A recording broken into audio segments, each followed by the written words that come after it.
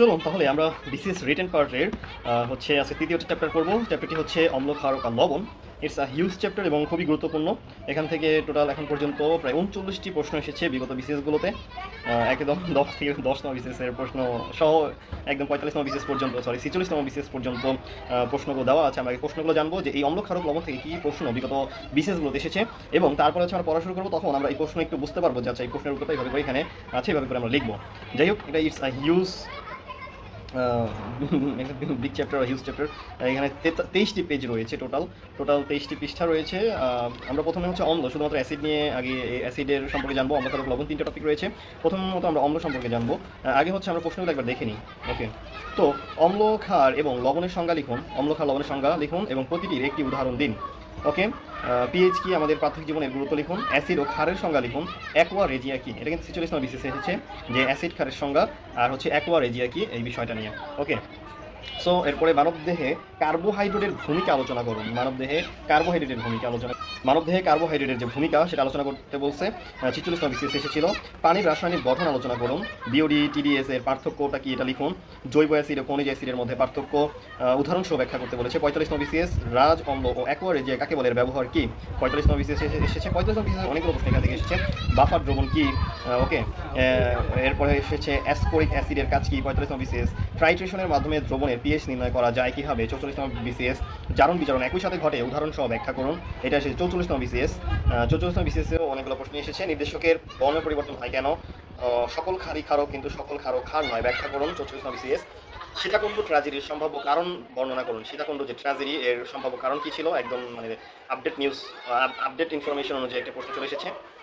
Acid ক্ষারের সংজ্ঞা দিন, এগুলোর দুটি আধুনিক তথ্য উল্লেখ করুন। 43তম বিসিএস। পিএইচ কি, দুটি করে জৈব অজৈব অ্যাসিডের নাম লিখুন এবং তাদের পিএইচ সম্পর্কে মন্তব্য করুন। 43তম বিসিএস। লবণ কত প্রকার, প্রত্যেক প্রকারের নাম ও উদাহরণ দিন। 43তম বিসিএস। অ্যাসিড ও ক্ষারের সংজ্ঞা লিখুন। 41তম এবং 35তম বিসিএস। অর্থাৎ 35তম বিসিএস সেটা আবার 41তম বিসিএসে চলে এসেছে। প্রায় 14টি বিসিএস পরে অ্যাসিড ও ক্ষারের সংজ্ঞা। ওকে, অ্যাসিড ও ক্ষারের সংজ্ঞা এটা কিন্তু 46তম বিসিএসে এসেছে। সুতরাং অ্যাসিড আর ক্ষারের যে সংজ্ঞা এটা কিন্তু খুবই গুরুত্বপূর্ণ। ওকে, অ্যাসিড ও ক্ষারকের সাধারণ বৈশিষ্ট্য, নির্দেশক কি, মানুষের শরীরে অ্যাসিডের কারণ এবং এর নিরাময়ের সঠিক ব্যাখ্যা, নির্বাচন পদ্ধতি আলোচনা করুন। পিএইচ কি, বিশুদ্ধ পানিতে অ্যাসিড যোগে আয়নের ঘনমাত্রা 10 গুণ বাড়লে পিএইচ কত হবে। সালফিউরিক অ্যাসিডযুক্ত শিল্পবর্জ্য জলাজলে ফেললে জলজ প্রাণী কেন বাঁচে না। অ্যাসিড বৃষ্টি কি, প্রাকৃতিক অ্যাসিড বৃষ্টির কারণ ব্যাখ্যা করুন। 40তম বিসিএস। অ্যাসিডের অপব্যবহার রোধে কি আইন বিদ্যমান। 37তম বিসিএস। এছাড়াও হচ্ছে আমাদের পিএইচ বলতে কি বোঝায়, এর মানের ভিত্তিতে অ্যাসিড ও ক্ষারের সংজ্ঞা দিন। 37তম বিসিএস। অ্যাসিড ও ক্ষারের 3টি সুনির্দিষ্ট ব্যবহার উল্লেখ করুন। অম্ল বৃষ্টির কারণসমূহের বর্ণনা দিন। অম্ল বৃষ্টির ক্ষতিকর প্রতিক্রিয়া ব্যাখ্যা করুন। কৃষি জমিতে অ্যাসিড ও ক্ষারের ভূমিকা আলোচনা করুন। অতিরিক্ত সফট ড্রিঙ্কস পান করলে পেটে ব্যথার কারণ ব্যাখ্যা করুন। ইলেকট্রনীয় মতবাদ অনুসারে অ্যাসিড ও ক্ষারের সংজ্ঞা দিন। ইলেকট্রনীয় মতবাদ অনুসারে, সো এখানে কিন্তু নানানভাবে হচ্ছে ব্যাখ্যা যেতে পারে, সংজ্ঞা যেতে পারে। ইলেকট্রনীয় মতবাদ অনুসারে আচ্ছা 2টি নির্দেশকের নাম লিখুন এবং অ্যাসিড ও ক্ষারীয় মাধ্যমে কী বর্ণ প্রকাশ করে তা উল্লেখ করুন। এছাড়াও আছে দৈনন্দিন জীবনে অম্ল ক্ষারের বিক্রিয়ায় গুরুত্ব আলোচনা করুন। উৎসের উল্লেখ সহ খাদ্যের সাথে গ্রহণযোগ্য 5টি অ্যাসিডের নাম লিখুন। জারণ বিজারণের আধুনিক সংজ্ঞা দিন। প্রমাণ করুন যে জারণ বিজারণ যুগপথ সংঘটিত হয়। অ্যাসিড ও ক্ষারক ও ক্ষারের সংজ্ঞা লিখুন। রাজ অম্ল কাকে বলে, মরিচা কি, মরিচা কীভাবে রোধ করা যায়। পাকস্থলীতে যে অ্যাসিড থাকে সেটি কি, খাবার লবণের রাসায়নিক উপাদানগুলো কী কী, বেকিং পাউডার কি। এটা এসেছিল লাস্ট 10তম এবং 15তম বিসিএসে।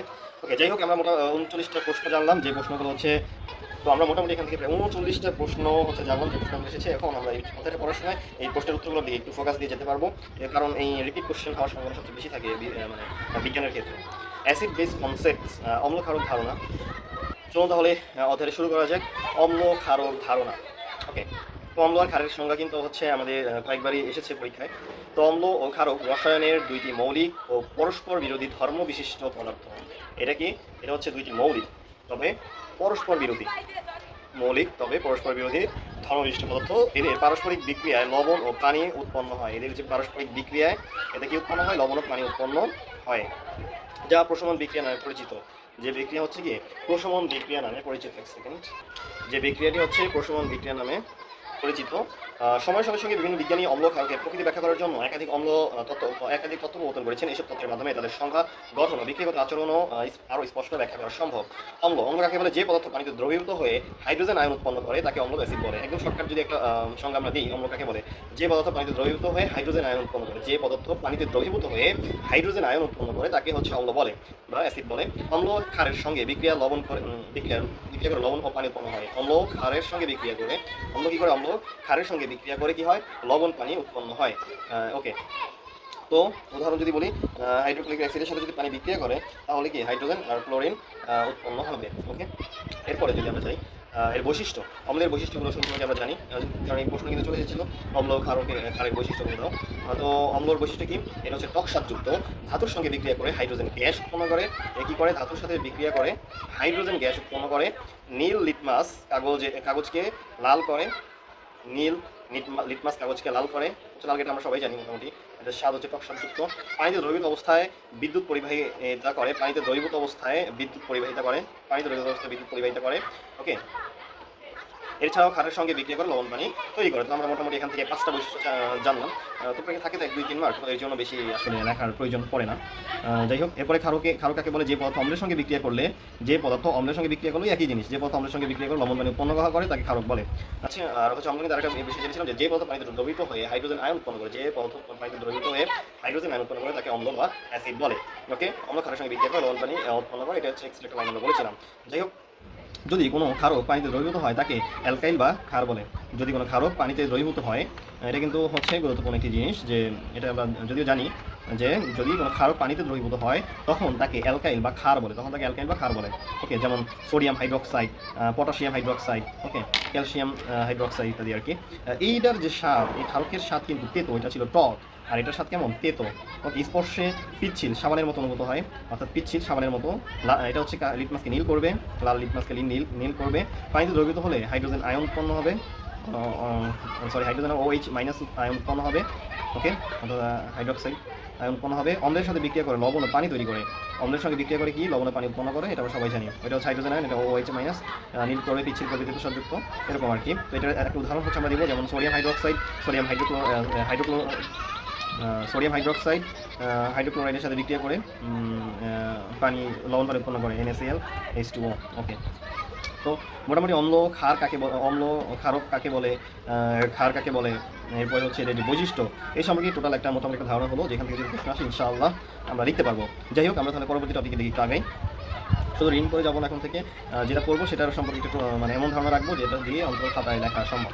ওকে, তো আর্হেনিয়াস তত্ত্বটা জানবো এখন। সুইডিশ বিজ্ঞানী সেভেন্টি আর্হেনিয়াস সর্বপ্রথম অম্ল ক্ষারের একটি বৈজ্ঞানিক সংজ্ঞা প্রদান করেছে। সর্বপ্রথম কিন্তু তিনি একটা বৈজ্ঞানিক সংজ্ঞা প্রদান করেছে, এই সুইডিশ বিজ্ঞানী আর্হেনিয়াস। ওকে, সেভেন্টি আর্হেনিয়াস। তার মতে অ্যাসিড হচ্ছে কি? যে পদার্থ জলে দ্রবীভূত হয়ে হাইড্রোজেন আয়ন উৎপন্ন করে তাকে অম্ল বলে। মানে ওই আমরা যেটা পড়ে আসছি ওইটাই হচ্ছে সে সর্বপ্রথম দিচ্ছে। আচ্ছা, যাই হোক, তো হাইড্রোজেন আর ক্লোরিন বিক্রিয়া করে কী হবে? H আর ক্লোরিন উৎপন্ন হবে, এইরকম। যাই হোক, এরপরে আমরা একটু সামনের দিকে আগাই। H2SO4 থেকে কী হবে? 2H, অর্থাৎ দুইটা আয়ন। ওকে, আর হচ্ছে S4 মাইনাস। যাই হোক, ক্ষার, যে পদার্থ পানিতে দ্রবীভূত হয়ে হাইড্রোক্সিল আয়ন উৎপন্ন করে তাকে ক্ষার বলে। ওকে, হাইড্রোক্সিল আয়ন উৎপন্ন করে তাকে কী বলে? ক্ষার বলে। বিশ্লেষণ, আর্হেনিয়াস তত্ত্বে পানির উপস্থিতি অপরিহার্য, অর্থাৎ বিক্রিয়াটি কেবল জলীয় দ্রবণে ঘটে। আর্হেনিয়াস তত্ত্বের যে পানির উপস্থিতি অপরিহার্য, অর্থাৎ জলীয় দ্রবণে ঘটে। এই তত্ত্ব অনুযায়ী অ্যাসিড হলো প্রোটন দাতা এবং ক্ষার হলো হাইড্রোক্সিল আয়ন। এই তত্ত্ব অনুযায়ী অ্যাসিড হলো প্রোটন দাতা এবং ক্ষার হলো হাইড্রোক্সিল আয়ন। অ্যাসিড প্রোটন দাতা, অর্থাৎ আয়ন হাইড্রোক্সিল আয়ন। ওকে, যাই হোক, তত্ত্বটি অ্যাসিড ও বেসের অর্থাৎ ক্ষারের আয়নিক প্রকৃতি ব্যাখ্যা করে, যা রাসায়নিক প্রক্রিয়া বুঝতে সহায়ক। এটা হচ্ছে অ্যাসিড ও বেসের আয়নিক প্রকৃতি, অর্থাৎ অ্যাসিড ও বেস মানে অম্ল ক্ষারকের প্রকৃতি বুঝতে ব্যাখ্যা করে, যা রাসায়নিক বিক্রিয়ার প্রক্রিয়া বুঝতে আমাদেরকে সহায়তা করে। সুইডিশ বিজ্ঞানের হচ্ছে বিষয়টা জানলাম, ওইটা আমরা যেটা জানি ওইটাই সুইডিশ বিজ্ঞান সর্বপ্রথম দিয়েছে। আচ্ছা, তার কিছু সীমাবদ্ধতা রয়েছে, সম্পর্কে আমরা জানি। তত্ত্বটি শুধুমাত্র জলীয় দ্রবণের ক্ষেত্রে প্রযোজ্য। এটা শুধু জলীয় দ্রবণের ক্ষেত্রে প্রযোজ্য, যে একটু আগে আমরা বিশ্লেষণ এটা বললাম। এটা হচ্ছে তার সীমাবদ্ধতা। গ্যাসীয় অজলীয় মাধ্যমে বিক্রিয়া ব্যাখ্যা করতে পারে না। ওকে, তো অ্যামোনিয়া, এই NH3, Na2O ইত্যাদি ক্ষারক পদার্থ এই তত্ত্ব দ্বারা ব্যাখ্যা করা যায় না। তো NH3O, Na2O এছাড়াও হচ্ছে কারণ এগুলো OH আয়ন উৎপন্ন করে না। ওকে, দ্রাবকের প্রভাব এই তত্ত্ব ব্যাখ্যা করা হয়েছে, ফলে কিছু অজলীয় বিক্রিয়ায় প্রকৃতি সঠিকভাবে ব্যাখ্যা করা সম্ভব নয়। দ্রাবকের প্রভাব এই তত্ত্বে দ্রাবকের যে প্রভাব এই তত্ত্বে ব্যাখ্যা করা হয়েছে, দ্রাবকের প্রভাব এই তত্ত্ব ব্যাখ্যা করা হয়েছে, ফলে অজলীয় বিক্রিয়ার প্রকৃতি সঠিকভাবে ব্যাখ্যা করা সম্ভব নয়। দ্রাবকের প্রভাব হয়েছে, এটা প্রথমে একবার মনে হয়েছে। যাই হোক, এরপরে আমরা যাই ব্রনস্টেড লরি। ওকে, ব্রনস্টেডের যে তত্ত্ব সেই তত্ত্ব সম্পর্কে আমরা জানবো। ওকে, এই তত্ত্বে অ্যারহেনিয়াস তত্ত্বের একটি উন্নত ও বিস্তৃত সংস্করণ। এই তত্ত্বটা কি? এটা হচ্ছে আর্হেনিয়াস, সুইডিশ বিজ্ঞানী আর্হেনিয়াস যে তত্ত্ব দিচ্ছে সেই তত্ত্বের একটি উন্নত ও বিস্তৃত সংস্করণ। ড্যানিশ রসায়নবিদ জোহানেস ব্রনস্টেড, এটা ও হচ্ছে ড্যানিশ, ও ছিল সুইডিশ। ওকে, ওকে, জোহান্স ব্রনস্টেড এবং ব্রিটিশ রসায়নবিদ থমাস লরি একই সময় স্বাধীনভাবে এটি প্রস্তাব করেন। তারা প্রোটন স্থানান্তরের উপর ভিত্তি করে অম্ল ও ক্ষারের প্রকৃতি ব্যাখ্যা করেন। কি করেছে তারা? প্রোটন স্থানান্তরের উপর ভিত্তি করে অম্ল ও ক্ষারের প্রকৃতি ব্যাখ্যা করেন। ওকে, স্থানান্তরের উপর ভিত্তি করে হচ্ছে তারা এটা ব্যাখ্যা করেছে। চলুন আপনার একটু ভিউটা দেখাই। মেঘলা মেঘলা আকাশ, এর মধ্যে পড়তে আসলে হবে। তাহলে আমরা আবার শুরু করি। অম্ল, অ্যাসিড, এটাকে ব্যাখ্যা করছে ড্যানিশ বিজ্ঞানী ব্রনস্টেড লরি। ওকে, আচ্ছা, ব্রনস্টেডের তত্ত্ব আর কি। ওকে, অম্ল যে পদার্থ রাসায়নিক বিক্রিয়ায় অন্য কোনো পদার্থকে একটি প্রোটন দান করে, রাসায়নিক বিক্রিয়ায় অন্য কোনো পদার্থকে একটি প্রোটন দান করে, তাদের ব্রনস্টেড লরি অ্যাসিড বলা হয়। আবার যে পদার্থ রাসায়নিক বিক্রিয়ায় অন্য কোনো পদার্থ থেকে একটি প্রোটন গ্রহণ করে তাকে ব্রনস্টেড বেস বলা হয়। এই যে লরি তত্ত্ব অর্থাৎ ইলেকট্রনীয় যে তত্ত্ব, এটা সম্পর্কে কিন্তু আমাদের বিগত BCS এর প্রশ্ন এসেছিল। এই ব্রনস্টেড লরি অর্থাৎ ইলেকট্রনীয়ভাবে হচ্ছে আমাদের এই প্রশ্নের উত্তরটা চেয়েছিল। এই তো পেয়ে গিয়ে 36তম BCS এটা কিন্তু চলে এসেছিল ইলেকট্রনীয় মতবাদ অনুসারে অ্যাসিড ক্ষারের সংজ্ঞা দিয়ে। এটাই কিন্তু ইলেকট্রনীয় মতবাদ, এই ব্রনস্টেড লরি। ওকে, তার নাম উল্লেখ করেনি, বাট ইলেকট্রনীয় তত্ত্ব চেয়েছে, ইলেকট্রন দান আর গ্রহণ করে, এটাই হচ্ছে কিন্তু সেই তত্ত্ব। ওকে, তো এখানে কী হয়? HCl অর্থাৎ হাইড্রোক্লোরিক অ্যাসিড প্লাস পানিকে বিক্রিয়া করলে H3O প্লাস আর হচ্ছে প্লাস Cl মাইনাস। ওকে, তো এখানে একটি ইলেকট্রন হচ্ছে দান হয়েছে, যাই হোক এখানে HCl প্রোটন দান করেছে তাই এটি অম্ল, আর H2O প্রোটন গ্রহণ করেছে তাই এটি ক্ষারক। চলো, উদাহরণ 2 ওখানে দেওয়া হয়েছে, উদাহরণ 2 অ্যামোনিয়া আর হচ্ছে পানি বিক্রিয়া করছে, এখানে হচ্ছে NH4 প্লাস OH মাইনাস, যাই হোক হচ্ছে এখানে NH3 প্রোটন গ্রহণ করেছে তাই এটি ক্ষারক, আর H2O প্রোটন দান করেছে তাই এটি অম্ল। ওকে, NH3 প্রোটন হচ্ছে গ্রহণ করেছে, যে গ্রহণ করবে সে হচ্ছে ক্ষারক, আর যে দান করবে সে হচ্ছে অম্ল। যাই হোক, সুবিধা এই তত্ত্বে পানির উপস্থিতি অপরিহার্য। আমি একটু বিষয়টা বুঝি। এই তত্ত্বের যে সুবিধাগুলো রয়েছে, পানির উপস্থিতি অপরিহার্য নয়, এটি নন অ্যাকুয়াস মাধ্যমে প্রযোজ্য। NH3 এর মতো পদার্থের ক্ষার ধর্ম সহজে ব্যাখ্যা করা যায় না। NH3 এর মতো পদার্থের ক্ষার ধর্ম সহজে ব্যাখ্যা করা যায় না। অনেক গ্যাসীয় বিক্রিয়া এই তত্ত্বের মাধ্যমে স্পষ্টভাবে ব্যাখ্যা করা যায়। NH3 এর মতো পদার্থের ক্ষার ধর্ম সহজে ব্যাখ্যা করা যায় না। এই তত্ত্বে পানির উপস্থিতি অপরিহার্য নয়, এটি নন অ্যাকুয়াস মাধ্যমে প্রযোজ্য। এই তত্ত্বে পানির উপস্থিতি অপরিহার্য নয়, এটি নন অ্যাকুয়াস প্রযোজ্য মাধ্যমে প্রযোজ্য। NH3 এর মতো পদার্থের ক্ষার ধর্ম সহজে ব্যাখ্যা করা যায়। অনেক গ্যাসীয় বিক্রিয়া এই তত্ত্বের মাধ্যমে স্পষ্টভাবে ব্যাখ্যা করা যায়। অনেক গ্যাসীয় বিক্রিয়াও হচ্ছে এই করা যায়, যেটার সীমাবদ্ধতা ছিল সেই সীমাবদ্ধতা থেকে সবগুলো কাটিয়ে উঠেছে এই ব্রনস্টেড লরি। ওকে, যেখানে প্রোটন স্থানান্তর ঘটে সেখানে এই তত্ত্ব প্রযোজ্য নয়, যেখানে প্রোটন স্থানান্তর ঘটে না তাকে সেখানে এটা প্রযোজ্য নয়। কিছু অক্সাইড যেমন সালফার ডাইঅক্সাইড, কার্বন ডাইঅক্সাইড, ওকে, সোডিয়াম অক্সাইড, এর আচরণ এই তত্ত্ব দ্বারা ব্যাখ্যা করা যায় না। ওকে, এটা কিন্তু সীমাবদ্ধতা। চলো আমরা লুইস তত্ত্ব জানি, এখানে আমেরিকান রসায়নবিদের তত্ত্ব আমরা জানবো খুব সাথা। ওকে, অনুবন্ধী অম্ল ক্ষার যুগ। যাই হোক, আমরা আমেরিকান তত্ত্ব একটু জেনে নিই। আমেরিকান রসায়নবিদ গিলবার্ট এন লুইস 1923 সালে অম্ল ক্ষারের একটি আরও সাধারণ ও বিস্তৃত ধারণা উপস্থাপন করেন। এই তত্ত্ব প্রোটন ভিত্তিক ধারণা ছাড়াও অ্যাসিড বেস বিক্রিয়াকে ইলেকট্রন জোড় স্থানান্তর দ্বারা ব্যাখ্যা করে। আমেরিকান রসায়নবিদ গিলবার্ট এন লুইস আমেরিকান রসায়নবিদ, তিনি কি করছেন 1923 সালে অম্ল ক্ষারের একটি আরও সাধারণ ও বিস্তৃত ধারণা উপস্থাপন করে। এই তত্ত্ব প্রোটন ভিত্তিক ধারণা ছাড়াও অ্যাসিড বেস বিক্রিয়াকে ইলেকট্রন জোড় স্থানান্তর দ্বারা ব্যাখ্যা করে। এই তত্ত্ব কি করে? এই তত্ত্ব কি প্রোটন ভিত্তিক ধারণা তো দেয়, এর সাথে কি করে? এর সাথে অ্যাসিড বেস বিক্রিয়াকে ইলেকট্রন জোড় স্থানান্তর দ্বারা ব্যাখ্যা করেন। অ্যাসিড বেস বিক্রিয়াকে অর্থাৎ অ্যাসিড আর হচ্ছে ক্ষারকের যে বিক্রিয়া, সেই বিক্রিয়াকে ইলেকট্রন জোড় স্থানান্তর দ্বারা ব্যাখ্যা করে। প্রোটন ভিত্তিক তো করেই, এছাড়াও যে অ্যাসিড ক্ষারের যে বিক্রিয়া সেটা ইলেকট্রন জোড় স্থানান্তর দ্বারা ব্যাখ্যা করে। যাই হোক, তার প্রথমত আমরা জানি যে অম্ল কাকে বলে আর ক্ষার কাকে বলে। অম্ল হচ্ছে যে পদার্থ অন্য কোনো পদার্থ থেকে একটি ইলেকট্রন জোর গ্রহণ করতে পারে তাকে লুইস অ্যাসিড বলেন। যে পদার্থ অন্য কোনো পদার্থ থেকে একটি ইলেকট্রন জোর গ্রহণ করতে পারে। এতক্ষণ পর্যন্ত কিন্তু কী করেছে, অন্য কোনো পদার্থ থেকে একটি প্রোটন দান করেছে। বাট এখানে কিন্তু যে পদার্থ অন্য কোনো পদার্থ থেকে একটি ইলেকট্রন জোর গ্রহণ করতে পারে, এখানে উল্টায় ফেলছে, কিন্তু অম্লকে উল্টায় ফেলছে ডাইরেক্ট খেয়াল রাখে। এখানে কিন্তু অম্লর পুরা ধর্মই চেঞ্জ করে ফেলছে। এখানে হচ্ছে ইলেকট্রন জোর গ্রহণ করতে পারে। এতক্ষণ কিন্তু সে কী করতো, এখানে এতক্ষণ প্রোটন দান করতো, এখন হচ্ছে সেই ইলেকট্রন গ্রহণ করার তত্ত্ব নিয়ে আসছে আমেরিকান বিজ্ঞানী লুইস। ওই ইলেকট্রন গ্রহণ করার জিনিস নিয়ে আসছে। এতক্ষণ কিন্তু ছিল কি, প্রোটন দান করা। ওকে, ওই বনস্টেড লরি অ্যারেনহিয়াস, ওকে, অ্যারেনহিয়াস ওর তত্ত্ব ছিল কিন্তু প্রোটন দান করে, আর ওই বেস হচ্ছে প্রোটন গ্রহণ করে বা ক্ষারক। আর লুইসের তত্ত্ব হচ্ছে ইলেকট্রন জোর গ্রহণ করতে পারে, আর কি ইলেকট্রন জোর, আর হচ্ছে ক্ষার হচ্ছে ইলেকট্রন দান করতে পারে। ইলেকট্রন ওরা কিন্তু প্রোটনের উপরে, এখানে এটা হচ্ছে কি ইলেকট্রন জোর দান করতে পারে। যাই হোক, আমরা দেখি তাহলে এটা কী করছে, NH3 + BF3 কী করছে, H3N উল্টাইছে, আর হচ্ছে BF3, এখানে NH3 ইলেকট্রন জোর দান করেছে, তাই এটি লুইস বেস ক্ষারক। তাই এটি ইলেকট্রন দান করেছে, NH3 কী করেছে, ইলেকট্রন দান করেছে, এটা লুইস বেস ক্ষারক। আচ্ছা, এই তত্ত্বটা কিন্তু আমি ভালো করে বুঝি না, এই তত্ত্বটা হচ্ছে আমাকে বুঝতে হবে, এটা লিখে রাখতে হবে যে আমেরিকান বিজ্ঞানী লুইস তত্ত্বটা বুঝতে হবে।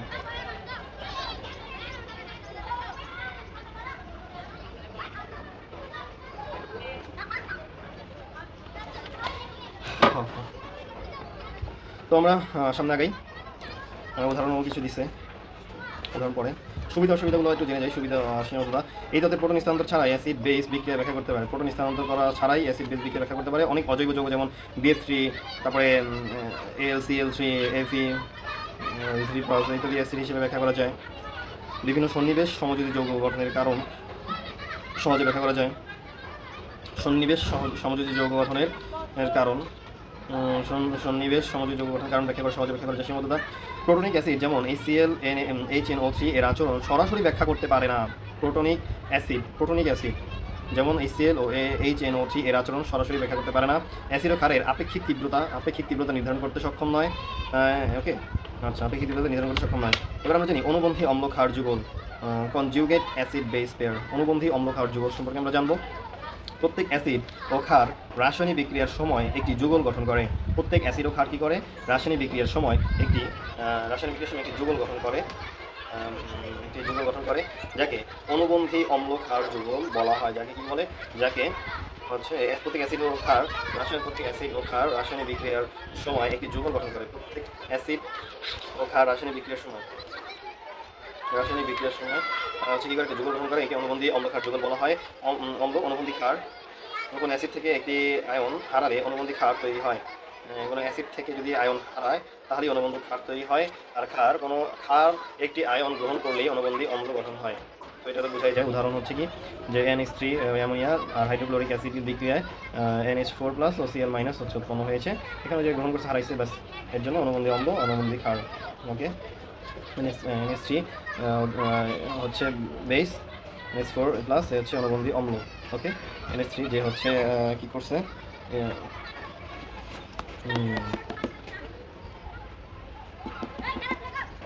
NH3 আর HCl হচ্ছে অ্যাসিড, হাইড্রোক্লোরিক অ্যাসিড।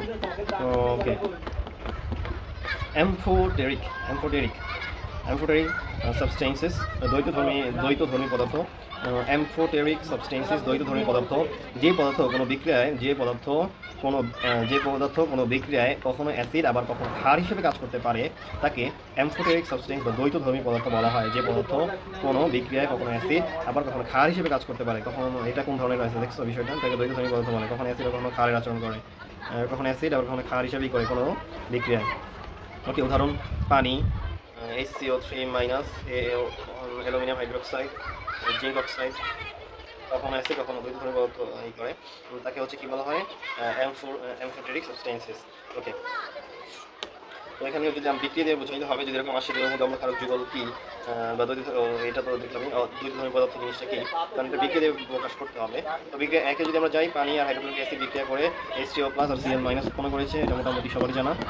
এখানে এই পানি প্রোটন গ্রহণ করেছে, তাই বেস হিসাবে কাজ করেছে। পানি হচ্ছে প্রোটন গ্রহণ করছে মানে কি, সে এখন ক্ষার। পানি প্রোটনটা গ্রহণ করছে, তার মানে সে এখন ক্ষার।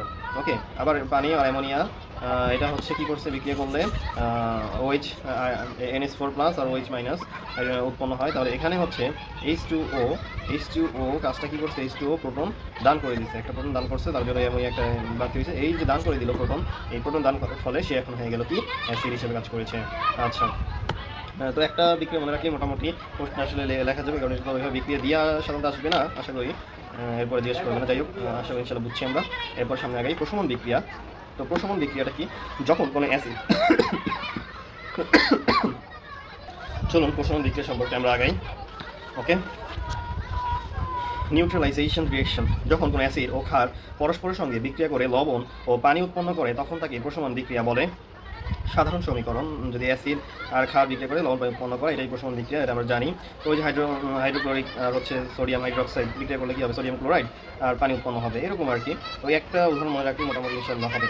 এই বিক্রিয়া অ্যাসিড থেকে আসা হাইড্রোজেন আয়ন এবং ক্ষার থেকে আসা হাইড্রোক্সিল আয়ন যুক্ত হয়ে পানি গঠন করে আর অবশিষ্ট আয়নগুলো লবণ তৈরি করে। ওকে, হাইড্রোজেন আয়ন, অ্যাসিড থেকে আসা হাইড্রোজেন আয়ন আর ক্ষার থেকে আসা হাইড্রোক্সিল আয়ন যুক্ত হয়ে পানি গঠন করে।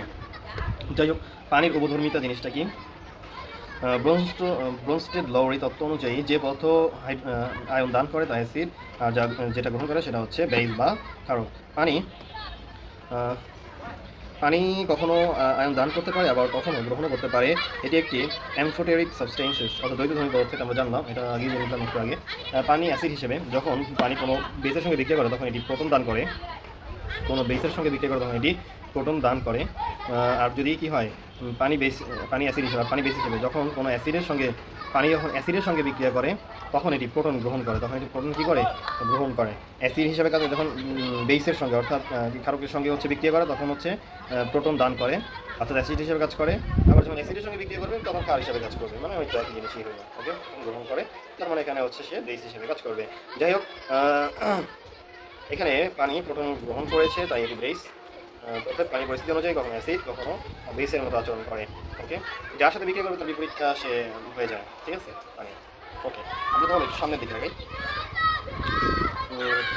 Classification and properties of acid, classification and properties of acid. Okay, অ্যাসিডকে বিভিন্ন ভিত্তিতে শ্রেণীবিন্যাস করা যায়, যেমন শক্তি অনুসারে, মৌলিকতা অনুসারে, উৎস অনুসারে এবং অক্সিজেনের উপস্থিতি অনুসারে। তো অ্যাসিডের কতগুলো বিন্যাস আমরা দেখলাম।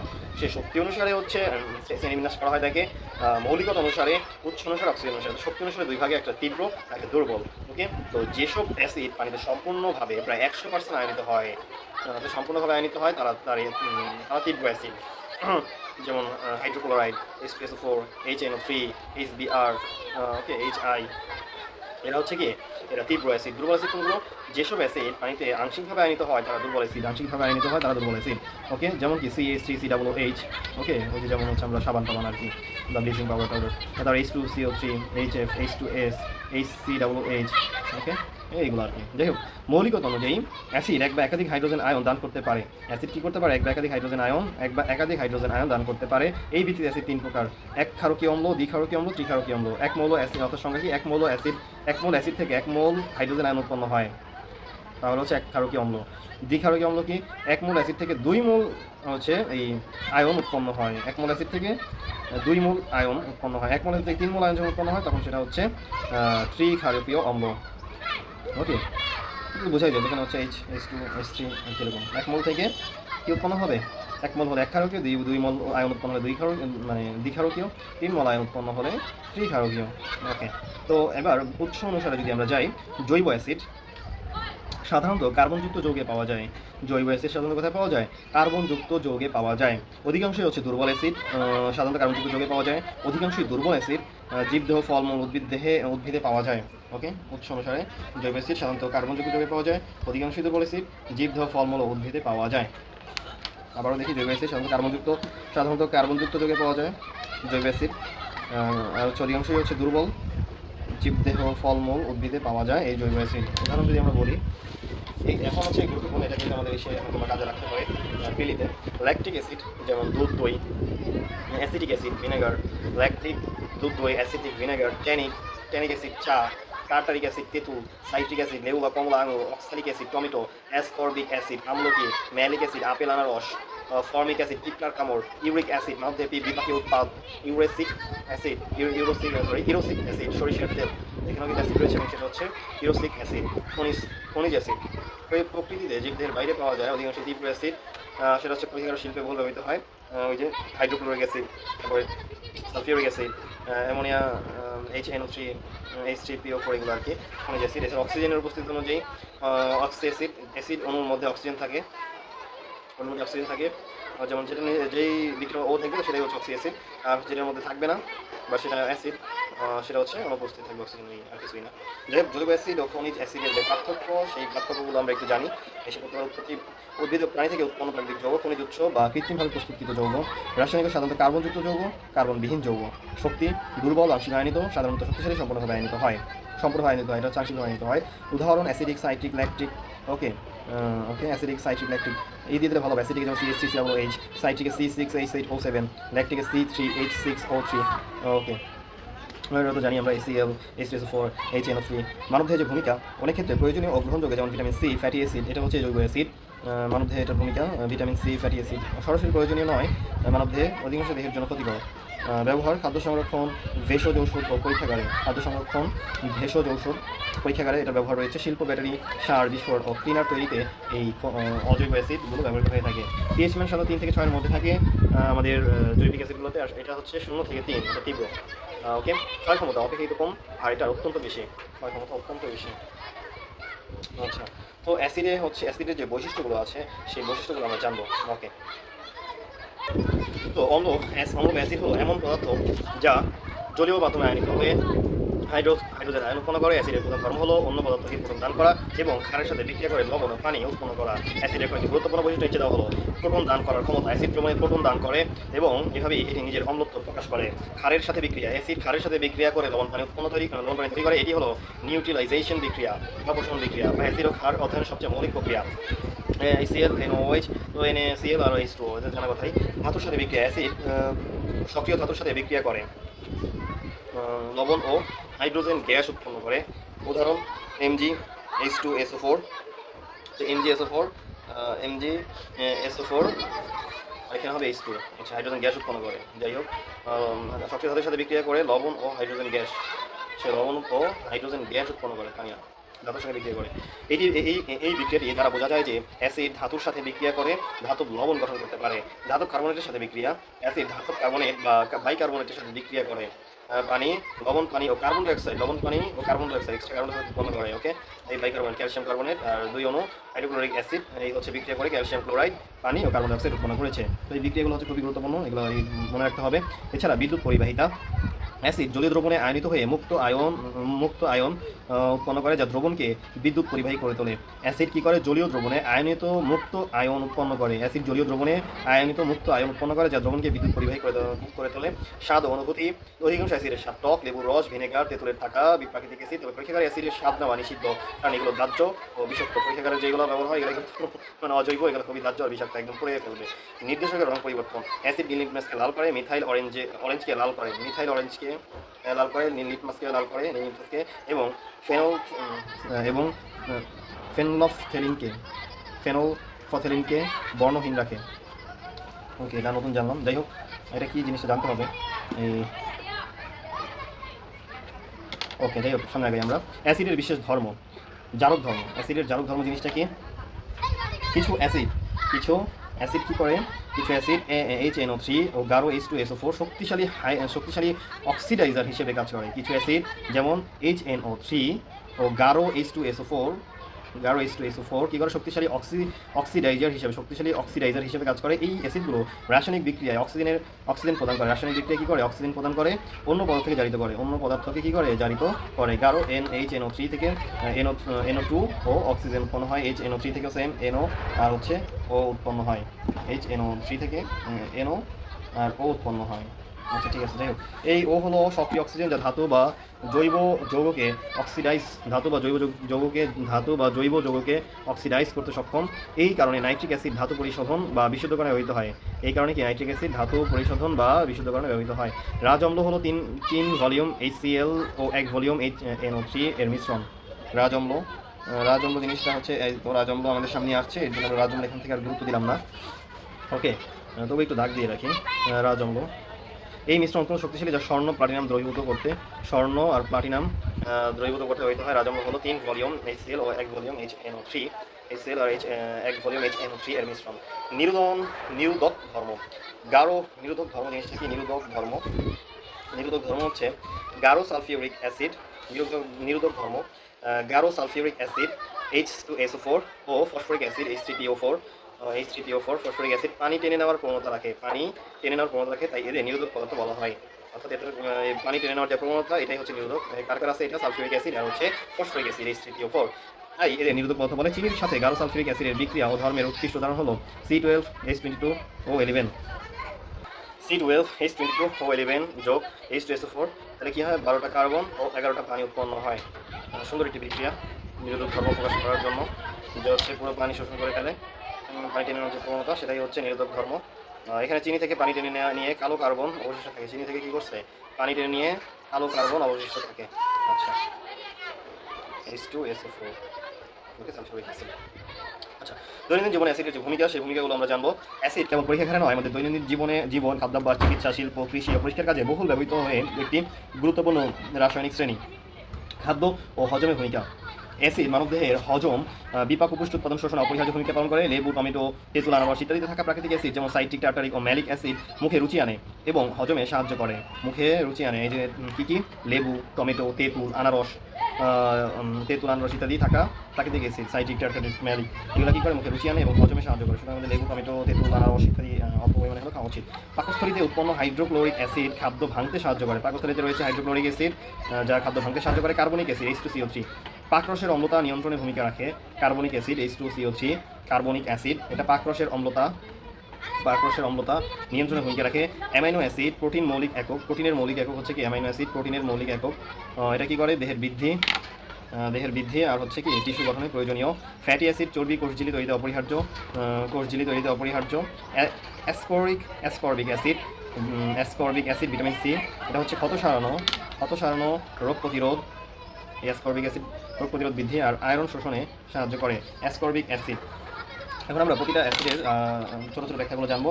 অ্যাসকর্বিক অ্যাসিড লেবু জাতীয় ফল, পেয়ারা, টমেটো, আমলকি ইত্যাদি। C6H8O6 শক্তিশালী অ্যান্টিঅক্সিডেন্ট, এটা শক্তিশালী অ্যান্টিঅক্সিডেন্ট।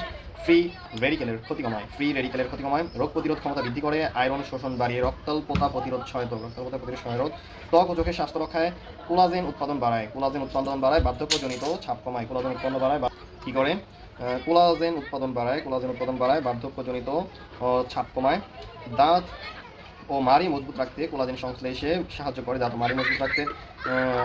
অভাবজনিত রোগ স্কারভি, এটা হচ্ছে করে, এটা মোটামুটি সবাই মোটামুটি জানি। যাই হোক, এখানে কোলাজেন উৎপাদন বাড়ায়, রক্তাল্পতা প্রতিরোধে সহায়ক। আচ্ছা, ঠিক আছে। তো পাকস্থলীর অম্লতা ও সঠিক খাদ্য নির্বাচন। স্বাভাবিকভাবে পাকস্থলীর পিএইচ প্রায় 1-2 ইউজ, ওকে, অনেক বেশি, যা খাদ্য হজম জীবাণু ধ্বংসে প্রয়োজনীয়। যখন HCl অতিরিক্ত যদি নিশ্চিত হয়, তাহলে কী হয়? পাকস্থলী সুরক্ষা বলয় দুর্বল হয়ে পড়ে, তখন দেখা যায় অম্লতা বেশি নিশ্চিত হয়। প্রধান কারণ তেল ঝাল খাবার, ভাজা পোড়া, চা, কফি, কোলা, অনিয়মিত খাদ্যাভ্যাস, মানসিক চাপ, ধূমপান, অ্যালকোহল, এরপর এগুলোর সংক্রমণ আর কি। এগুলো হচ্ছে আমাদের প্রধান কারণ এই পাকস্থলীর এই অম্লতা বাড়িয়ে দেওয়ার জন্য। লক্ষণ: বুক জ্বালা করবে, গলায় টক স্বাদ, পেটে ভারী ভাব, ঢেকুর, বমি ভাব, গ্যাস। ওকে, অ্যাসিডিটি যাকে বলে। অ্যান্টাসিডে থাকা ক্ষার, ম্যাগনেসিয়াম হাইড্রোক্সাইড, অ্যালুমিনিয়াম হাইড্রোক্সাইড অতিরিক্ত অ্যাসিডকে নিরপেক্ষ করে আর কি। অতিরিক্ত হাইড্রোক্লোরিক, এটার সাথে হচ্ছে যদি অ্যালুমিনিয়াম হাইড্রোক্সাইড ও ম্যাগনেসিয়াম ক্লোরাইড মিশন হয়, তাহলে সেটাকে পানি করে ফেলা হয়। ওকে, খুবই গুরুত্বপূর্ণ জিনিস। অতিরিক্ত অম্লতা দীর্ঘমেয়াদে পেপটিক আলসার, এটা অতিরিক্ত যদি অম্লতা, এটা দীর্ঘমেয়াদে পেপটিক আলসার, রক্তপাত ও গুরুতর ক্ষেত্রে ক্যান্সার পর্যন্ত সৃষ্টি করতে পারে। দাঁতের ক্ষয় ও অ্যাসিড, মুখের ব্যাকটেরিয়া খাবারের শর্করা ভেঙে অ্যাসিড উৎপন্ন করে। মুখের ব্যাকটেরিয়া কী করে? খাবারের শর্করা ভেঙে অ্যাসিড উৎপন্ন করে, যা দাঁতের এনামেল ক্ষয় করে। মুখের যে ব্যাকটেরিয়া, সেটা খাবারের শর্করা ভেঙে কী করে? অ্যাসিড উৎপন্ন করে। এটা হচ্ছে দাঁতের এনামেলকে ক্ষয় করে ফেলে। যখন মুখের পিএইচ 5.5-এর নিচে নামে, এনামেলের ক্যালসিয়াম লবণ দ্রবীভূত হতে শুরু করে। এনামেলের যে ক্যালসিয়াম লবণ সেটা দ্রবীভূত হতে শুরু করে। প্রতিকার: খাবারের পর দাঁত ব্রাশ করা, ফ্লুরাইডযুক্ত টুথপেস্ট ব্যবহার, যা এনামেল শক্ত করে। মুখ পরিষ্কার রাখা ও নিয়মিত ডেন্টাল চেকআপ। মুখ পরিষ্কার রাখা নিয়মিত ডেন্টাল চেকআপ এর প্রতিনিধিত্ব মুখের ব্যাকটেরিয়া খাবারের সরকারি অ্যাসিড উৎপন্ন করে যা তাদের এনামেল ক্ষয় করে। যখন মুখের পিএইচ 5.5 নিচে নামে এনামেল ক্যালসিয়াম লবণ দ্রবীভূত হতে শুরু করে। ওকে, খাদ্যের স্বাদ বৃদ্ধি। লেবু তেঁতুল আচার ও কমলা লেবুর প্রাকৃতিক অ্যাসিড খাবারের টক ভাব ও রুচি বৃদ্ধি করে। লেবু তেঁতুল আচার ও কমলা লেবুর প্রাকৃতিক অ্যাসিড খাবারের টক ভাব ও রুচি বৃদ্ধি করে। এগুলো প্রাকৃতিক ফ্লেভারিং এজেন্ট হিসেবে খাদ্যকে সুস্বাদু করে তোলে। খাদ্য সংরক্ষণে অ্যাসিডিক অ্যাসিড যা ভিনেগার এর মূল উপাদান, CH3COOH ভিনেগারের মূল উপাদান ব্যাকটেরিয়া ফাঙ্গাসের বৃদ্ধি রোধ করে। এর ফলে আচার রস অন্যান্য প্রক্রিয়াজাত খাদ্য দীর্ঘদিন ভালো থাকে। রাজম্ব এক অংশ ঘন HNO3 ও 3 অংশ ঘন HCl এর মিশ্রণ। HNO3 এটি হচ্ছে স্বর্ণ এবং প্লাটিনাম দ্রবীভূত করতে সক্ষম একমাত্র রাসায়নিক HNO3 ও CCl উৎপন্ন হয় কি NOCl প্লাস ক্লোরিন প্লাস পানি। এখানে NOCl কি ন্যাসেন্ট ক্লোরিন আর হচ্ছে nitrosyl chloride nitrosyl chloride NOCl nitrosyl chloride আর হচ্ছে ন্যাসেন্ট ক্লোরিন Cl শক্তিশালী জারক হিসেবে কাজ করে। ওকে, স্বর্ণ দ্রবীভবন করে যেভাবে 2Au যোগ 6Cl ইকুয়াল 2AuCl3 যোগ 2HCl যদি হয় তাহলে 2HAuCl4। ওকে, কত ছিল 4 2 8 এখানে ছিল 4 2 8 এখানে ছিল হচ্ছে এখানে HCl ছিল 3টা 3 6টা সব 8টা ছিল 4 8টা। ওকে ফাইন, সবাই সমান সমান থাকে ফাইন। বিক্রিয়াটা সোনা দ্রবীভবন করে যেভাবে। আচ্ছা, সোনা প্লাটিনাম দ্রবীভূতকরণ, ধাতু পৃষ্ঠ পরিষ্কার ও অশুদ্ধি অপসারণে, এছাড়াও হচ্ছে জৈব বিশ্লেষণ, রং সার ও বিস্ফোরণ গবেষণায়, পরীক্ষাগারে বিশেষ পরিষ্কারক হিসেবে। আচ্ছা, শিল্পক্ষেত্রে যে ব্যবহার আর হচ্ছে পরিষ্কার হিসেবে ব্যবহার, কৃষিক্ষেত্রে ব্যবহার, ছোটো ছোটো কয়েকটা স্কিম আছে, এটা করলে হচ্ছে আমাদের 5টা মিনিট। অ্যাসিড শিল্পে সার, রং, ব্যাটারি, বিস্ফোরক, ওষুধ তৈরিতে ব্যাপকভাবে ব্যবহৃত হয়। সালফিউরিক অ্যাসিড, H2SO4, ব্যাটারি, সার, রং, কাগজ, ওষুধ, হাইড্রোক্লোরিক অ্যাসিড, ধাতু পরিষ্কার, টাইলস ও স্যানিটারি ক্লিনার, এছাড়াও নাইট্রিক অ্যাসিড, HNO3, বিস্ফোরক, সার, সোনার বা বিশুদ্ধকরণ, HNO3, acidic acid, CH3COOH vinegar, খাদ্য সংরক্ষণ, অ্যাকোয়ারেজিয়া, HNO3 প্লাস HCl, সোনা প্লাটিনাম দ্রবীভবন, অ্যাকোয়ারেজিয়া বা রাজম্ব। ওকে, ঠিক আছে। এরপর পরিষ্কারক হিসেবে ব্যবহার, হাইড্রোক্লোরিক অ্যাসিড ধাতু পৃষ্ঠের মরিচা ও দাগ দূর করে এবং স্যানিটারি পরিষ্কারে ব্যবহৃত হয়। এটি ধাতু পৃষ্ঠ মসৃণ ও উজ্জ্বল রাখে। কৃষিক্ষেত্রে ব্যবহার, অ্যাসিডের যৌগ থেকে তৈরি রাসায়নিক সার ফসলের উৎপাদন বৃদ্ধি করে। Ammonium sulphate NH4 2SO4 sulphuric acid উৎপত্তি রাসায়নিক সংকেত অ্যামোনিয়াম সালফেট NH4 ব্রেকেট ও SO4 সালফুরিক অ্যাসিড উৎপত্তি অ্যাসিড আর কি H2SO4 অ্যামোনিয়াম নাইট্রেট রাসায়নিক সংকেত উৎপত্তি অ্যাসিড। ওকে, যাই হোক, সুপার ফসফেট রাসায়নিক সংকেত CaH2PO4 যাই হোক, জানি H3PO4। ওকে, এর পরবর্তী নেক্সট ক্লাস হচ্ছে আমরা ক্ষারকের যে শ্রেণীবিন্যাস, ক্ষারকের ব্যবহার ইত্যাদি সম্পর্কে আমরা জানবো। অ্যাসিড নিয়ে মোটামুটি আমাদের একটা আইডিয়া হয়ে গেল। ইনশাআল্লাহ অ্যাসিড নিয়ে প্রশ্ন আসলে দেখার মতো একটা ক্যাপাসিটি ইনশাআল্লাহ কিছু হালকা ক্যাপাসিটি হলো আমাদের তৈরি হয়েছে। তো আজকের মতো আসসালামু আলাইকুম।